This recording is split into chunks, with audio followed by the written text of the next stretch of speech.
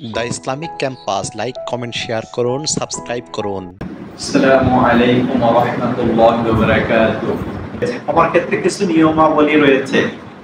তা আমরা যদি ক্ষমা চাই, তওবা করি, একদম প্রকৃত তওবা করি, তওবার মতো যদি তওবা করি, তাহলে অবশ্যই 8টি শর্ত রয়েছে। কয়টি শর্ত ভাই? তওবা 8টি শর্ত যদি আমরা মেইনটেইন করে চলি, তা প্রকৃত তওবা আমাদের আল্লাহ কি করবে? কবুল করবে।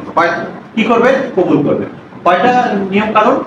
8টি বিষয় রয়েছে, শর্ত রয়েছে, যেগুলো আমরা যদি মেইনটেইন করি, পালন করি এবং সবগুলো শর্ত যদি মেনে চলি, তাহলে আল্লাহ তাআলা আমাদের প্রকৃত তওবা কবুল করবেনই 100%। কি 100%? সেই 100% 8টি তওবা আমাদের দরকার আছে। 8টি শর্ত কি কি? শর্ত 8টি। 1 নম্বরের শর্ত কি? 1 নম্বরের শর্ত হলো যে গুনাহটা আমরা করতাম সেই গুনাহটা কি সম্পূর্ণরূপে ফিরে আসতে হবে। কি?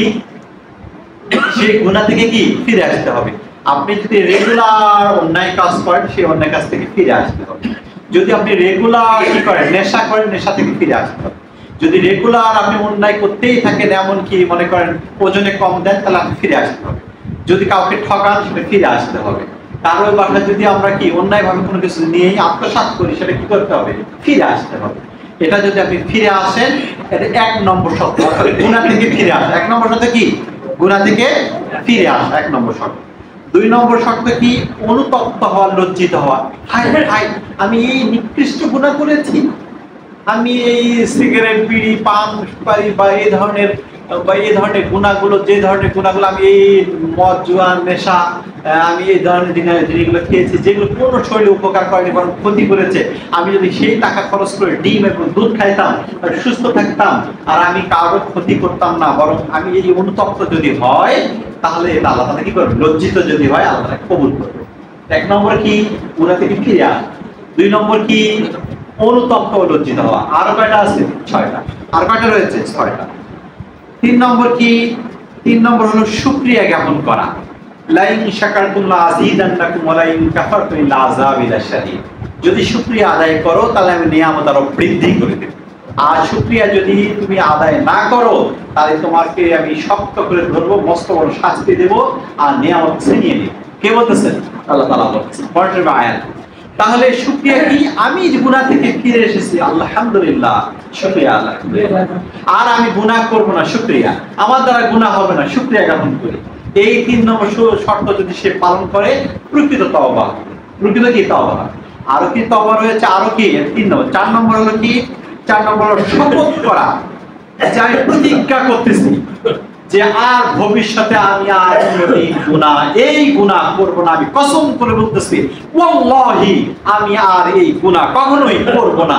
এমন প্রতিজ্ঞা যদি করে, আসমান জমিন কেঁপে ওঠে, ফেরেশতারা সাক্ষী থাকে, তার আল্লাহ তাআলা এই তওবাটা কবুল করেন এবং তাকে হিম্মত দেন, যাতে ভালো কাজ করার সহযোগিতা দেন এবং মন্দ এই গুনাহ থেকে পরিত্রাণ পাওয়ার জন্য ফেরেশতা নিযুক্ত করে দেন। সুবহানাল্লাহ। তাহলে এই 4 নম্বর হলো কি? 1 নম্বর শপথ করা, কসম করা, যে ভবিষ্যতে এই গুনাহ আর করব না।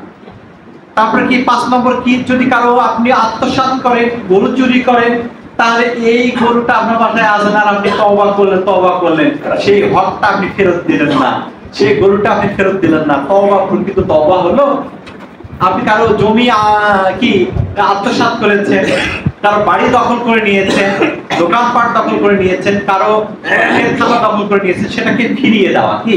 হকুল্লাহ, আল্লাহর হক যেটা, সে আল্লাহ ক্ষমা করতে পারে, নাও করতে পারে। হ্যাঁ, অবশ্যই ক্ষমা চাওয়া যে নামাজ রোজাগুলো গ্যাপ রয়েছে, সেগুলো কাফারা স্বরূপ, সেগুলো আমরা আদায় করব। এবং কারো হক যদি আমরা মেরে খাই, সেই হকগুলো যথাযথভাবে কি করব? প্রদান করব। কি করব? প্রদান করব, পৌঁছায় দেব।